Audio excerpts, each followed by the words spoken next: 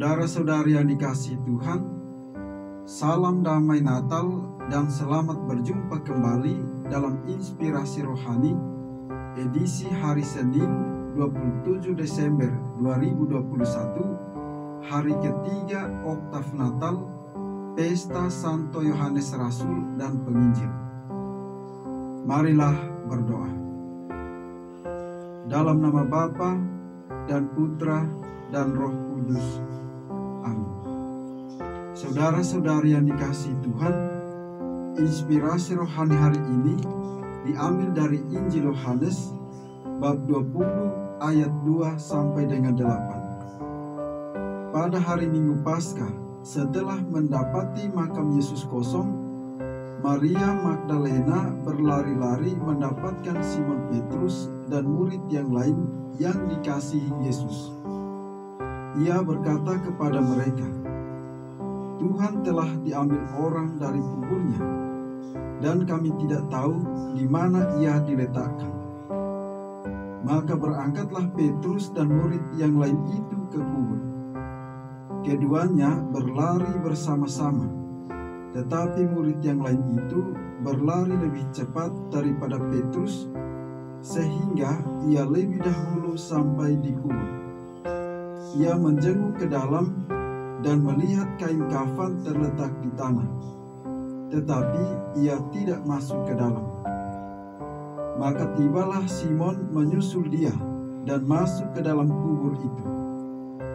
Ia melihat kain kafan terletak di tanah, sedang kain peluh yang tadinya ada di kepala Yesus tidak terletak dekat kain kafan itu, tetapi agak di samping di tempat yang lain, dan sudah tergulung.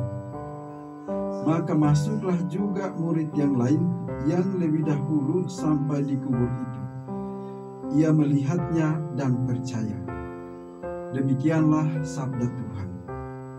Saudara-saudari yang dikasihi Tuhan, Santo Yohanes penulis Injil memberikan kesaksian tentang Yesus Kristus yang bangkit dan jaminan akan hidup kekal.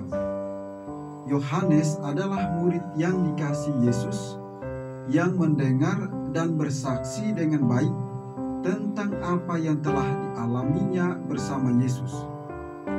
Yohanes menegaskan bahwa tulisannya merupakan kesaksiannya atas apa yang telah didengar, dilihat, dirasakan, dan diraba selama perjalanan bersama Yesus, bahkan sampai pada kebangkitan Yesus Kristus.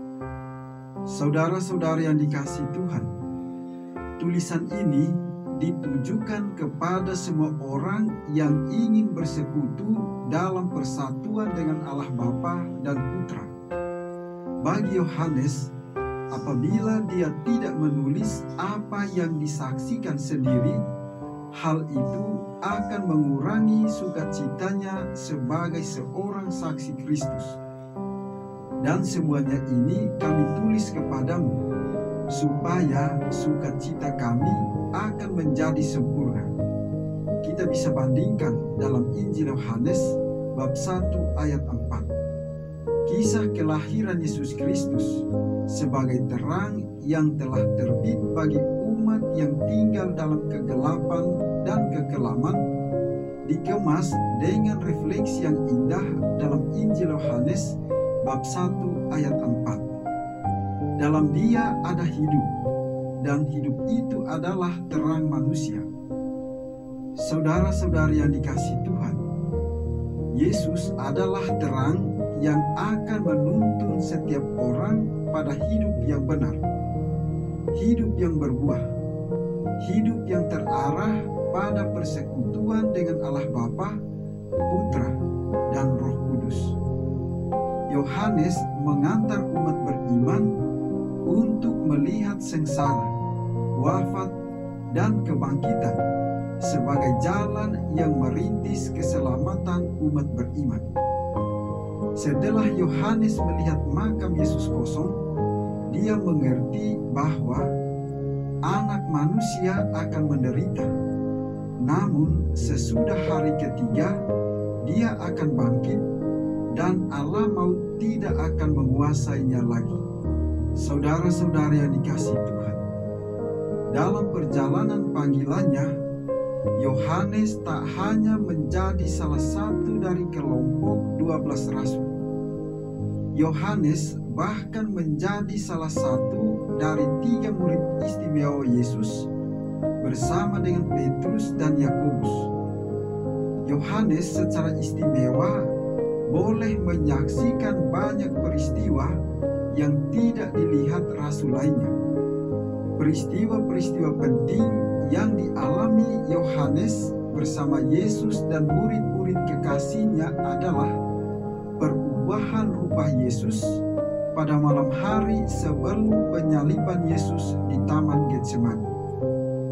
Saudara-saudari yang dikasihi Tuhan, pengalaman bersama dengan Yesus ini membuat Yohanes sangat yakin bahwa Yesus mengasihinya dengan penuh perhatian.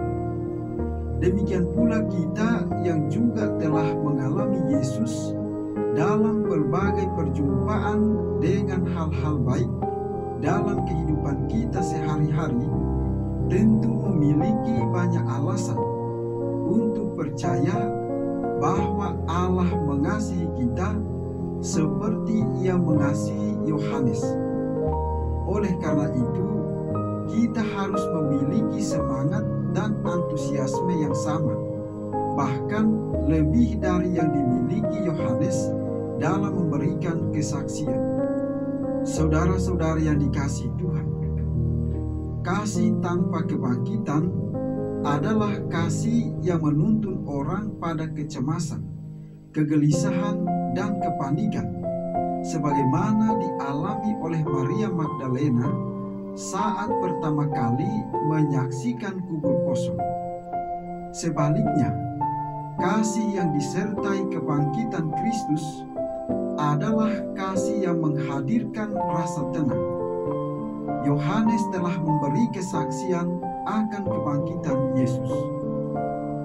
Saudara-saudari yang dikasihi Tuhan, kesaksian Yohanes penulis Injil menegaskan iman terhadap kebangkitan Yesus yang memberikan jaminan akan adanya hidup yang kekal. Lewat kisahnya ini, Yohanes hendak mengajak kita untuk memberikan kesaksian tentang Yesus yang kita imani, kita rasakan, dan kita alami sendiri dalam hidup kita setiap hari, agar iman tentang Yesus menarik semakin banyak orang yang percaya kepadanya. Maukah kita untuk menjadi saksi Kristus? Marilah berdoa. Ya Allah, Engkau telah mengungkapkan rahasia sabdamu kepada kami lewat Rasul Santo Yohanes. Kami mohon semoga kami dapat mengerti dengan baik apa yang telah Dia katakan kepada kami dengan mengagumkan, dengan pengantaran Yesus Kristus Putramu Tuhan kami, yang bersama dengan Dikau dalam persatuan dengan Roh Kudus, hidup dan berkuasa, Allah sepanjang segala masa. Amin.